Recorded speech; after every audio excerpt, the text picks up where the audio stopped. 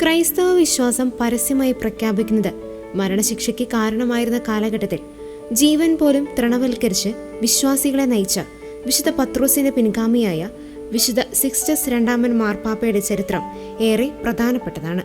കേവലം 1 വർഷം മാത്രം സഭയെ നയിച്ച അദ്ദേഹം റോമൻ ചക്രവർത്തിയുടെ ക്രൂരമായ മതപീഡനങ്ങൾക്കിരയായി വിശുദ്ധ കുർബാന അർപ്പണത്തിനിടയിലാണ് രക്തസാക്ഷിത്വം വരിച്ചത്.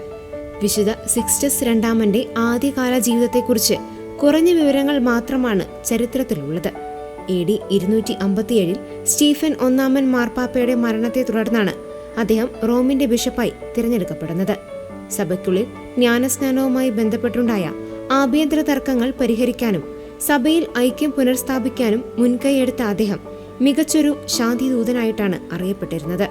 അദ്ദേഹം മാർപ്പാപ്പയായിരുന്ന കാലഘട്ടത്തിൽ റോമൻ ചക്രവർത്തിയായ വലേറിയൻ ക്രൈസ്തവർക്കെതിരെ കടുത്ത പീഡനങ്ങളാണ് അഴിച്ചുവിട്ടത്.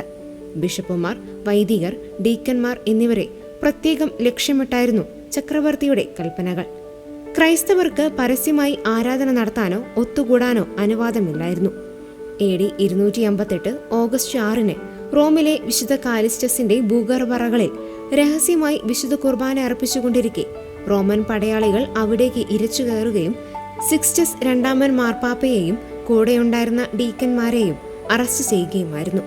കൊലക്കളത്തിലേക്ക് നയിക്കപ്പെടുന്ന വേളയിൽ തന്നെ തനിച്ചാക്കി പോകുന്നതിലുള്ള സങ്കടം പ്രകടിപ്പിച്ച വിശുദ്ധ ലോറൻസിനോട്, മകനെ സങ്കടപ്പെടേണ്ട, 3 ദിവസത്തിനകം നീയും രക്തസാക്ഷിത്വത്തിന്റെ മകുടം ധരിക്കുമെന്ന് മാർപ്പാപ്പ പ്രവചിച്ചതായി ക്രൈസ്തവ പാരമ്പര്യം വ്യക്തമാക്കുന്നു.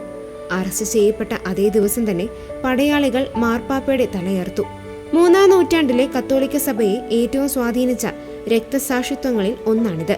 ക്രിസ്തുവിനോടുള്ള വിശ്വസ്തതയ്ക്കായി സ്വന്തം ജീവൻ ബലി നൽകിയ വിശുദ്ധ സിക്സ്റ്റസ് രണ്ടാമന്റെ നാമം വിശുദ്ധ കുർബാനയിലെ 1-ാമത്തെ പ്രമാണജപത്തിൽ പ്രത്യേകം ഉൾപ്പെടുത്തിയിട്ടുണ്ട്. ഓഗസ്റ്റ് 7 സഭ ഇദ്ദേഹത്തിന്റെ തിരുനാൾ ആഘോഷിക്കുന്നത്. പ്രതിസന്ധി ഘട്ടങ്ങളിൽ വിശ്വാസികളെ തനിച്ചാക്കാതെ കൂടെ നിൽക്കുന്ന യഥാർത്ഥ ഇടയന്റെ മാതൃകയാണ് അദ്ദേഹം ഇന്നും ലോകത്തിന് നൽകുന്നത്.